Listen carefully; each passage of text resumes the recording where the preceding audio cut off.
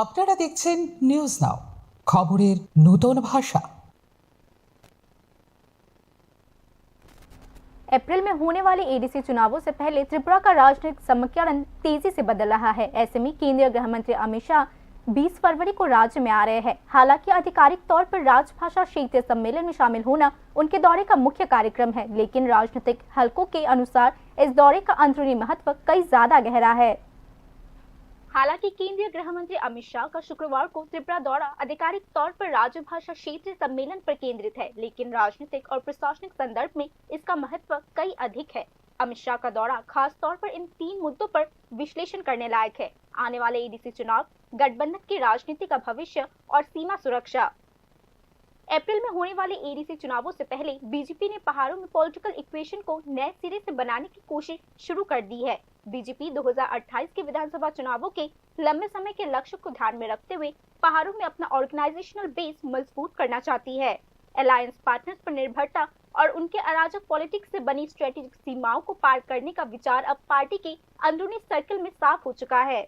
Political analyst के मुताबिक गृह मंत्री इस दौरे के दौरान एडीसी वोट के लिए स्ट्रेटेजी तय करने में सीधे दखल दे सकते हैं। क्या बीजेपी सिंगल फाइट के रास्ते पे जाएगी या अपने अलायंस पार्टनर टिप्रामोथा के साथ समझौता कर पाएगी? अब यह मुख्य सवाल बन चुका है। पहाड़ों में असर बढ़ाने को लेकर दोनों पार्टियों के बीच दुश्मनी और आपसी अविश्वास हाल के दिनों में बहुत साफ हो चुका है। ऐसे में इस बात को लेकर बहुत अटकलें लगाई जा रही है कि क्या अमित शाह अलायंस पॉलिटिक्स के तनाव को खत्म करेंगे। टिप्रामोथा की कॉकबर्ग भाषा के लिए रोमन स्क्रिप्ट की मांग पर मतभेद ने अलायंस के रिश्ते में तनाव पैदा कर दिया है। पहाड़ों में भाषा और पहचान की पॉलिटिक्स बहुत मायने रखती है, इसलिए इस मुद्दे पर स्टैंड लेना पॉलिटिकल रूप से सेंसिटिव हो जाता है।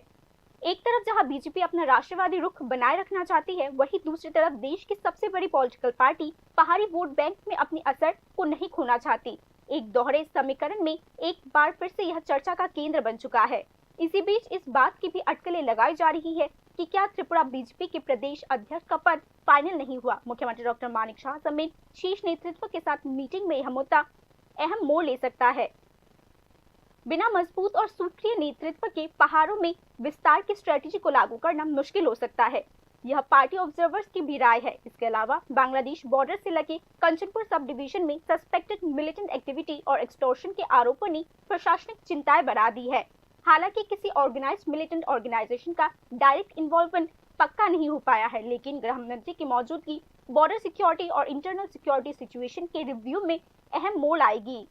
कुल मिलाकर इस बार केंद्रीय गृह मंत्री अमित शाह का राज्य का दौरा न सिर्फ चुनावी रणनीति लेकर आएगी, बल्कि एक लंबे समय का राजनीतिक संदेश भी देगी। बीजेपी की रणनीति पहाड़ों में अपना असर बढ़ाना, पार्टनर पर अपनी निर्भरता कम करना और भविष्य में अकेले अपना दबदबा बनाने का है।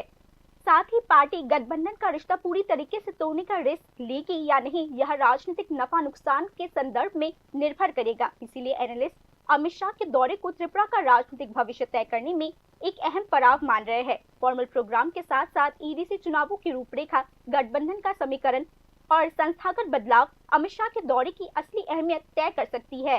ये रिपोर्ट न्यूज नाउ।